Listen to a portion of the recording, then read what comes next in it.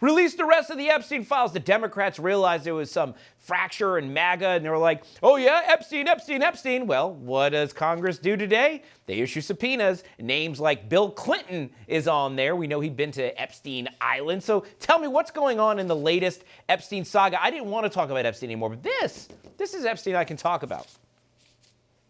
Well, I mean, yeah, I was actually a little bit surprised by the subpoenas that went out today. But however, like, this is the thing here. Republicans don't exactly have a track record of holding people to what they should be held to, right?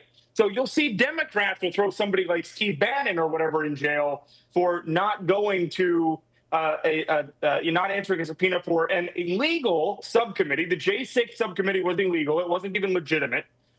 And they threw him in prison. Will Republicans do the same if these political hacks that have just been subpoenaed don't show up? You know, I don't have a lot of faith, but, you know, the pressure seems to be working. The wheels are turning.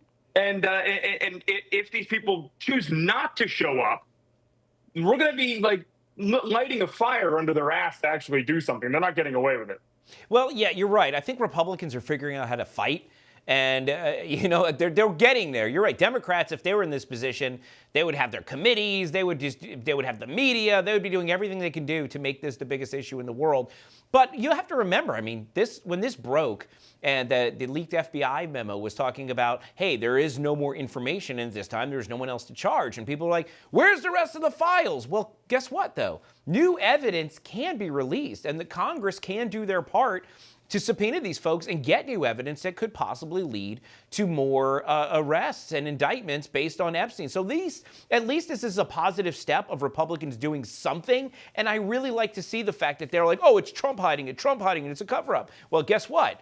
We issue these subpoenas. Look whose name's on it. It's not Trump's name, right? Right. And they also, you know, the fact that they subpoenaed the DOJ files on the Epstein case and the communications that the Biden regime was having internally about the case, those have been subpoenaed from the DOJ as well. But look, you know, one of the things that bothers me about all this stuff is it's done behind closed doors, right? So we're not going to hear this testimony. We're probably not going to know any of the substance from within. I mean, this is the same Oversight committee that was working during the Biden regime on various cases and the Hunter Biden laptop and such. And like, what came of that? All the crimes that we found in that laptop, and nobody was ever held accountable for any of that. So, you know, I don't put a ton of faith in anything that this committee does. I'm hoping that I'm proven wrong. I mean, really, like, I don't mind to eat my words. Please, like, I want Jamie Comer to get to the point where somebody that he brings in is going to end up in prison, because that's how this is supposed to work. The American people aren't buying the dog and pony show anymore, man. They know it's smoke. Yeah. Well, speaking of testimony, I mean, what do you think about them unsealing this Maxwell testimony? Do you think that's more smoke and mirrors, or do you think we might get something from it?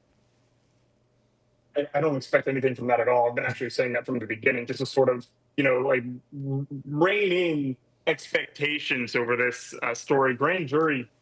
I mean, you can indict a ham sandwich. You know that. You're an attorney. You know that. It doesn't take much, right? I don't think that much is going to come out of it. And honestly, I don't expect it to ever, or maybe let's not say ever, but in the near future, I don't see this being released under any circumstance. I mean, you had Ghislaine Maxwell opposing that request today for a court filing, and victims have come out and said that they don't want it released either. So I don't see under any circumstance why it would actually be released. I mean, the DOJ has plenty of other files that they can release. They don't need just grand jury testimony. Yeah, that's true. I think the wedge here, and this has been the complicated part for our side, has been the fact that, you know, people have gone to jail, you know, Epstein and Maxwell, and, you know, Epstein's no longer with us for one reason or another.